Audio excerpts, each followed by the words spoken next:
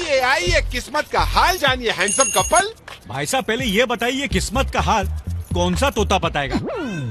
देखिए तोता कार्ड बताएगा, हम भविष्य बताएंगे। राजा भाई साहब के कार्ड का नंबर बता। भैया क्या नसीब लाए हैं आप, आपकी किस्मत में हर चीज डबल डबल है। 2 घर हैं, हाँ 2 ऑफिस हैं, हाँ 2 गाड़ियां हैं, ऑफ कोर्स 2 बीवियां हैं। 100%। क्या? क्या बकवास कर रहा है? जो इसमें लिखा है वो बता रहे हैं। अरे दूसरी पत्नी से तो इन्हें एक बच्चा भी है। बच्चा? क्या? अरे काजल क्यों रो मत यार, मेरा कोई बच्चा नहीं। तुम्हारी कसम काजल, इसे मैं जानता तक नहीं काजल।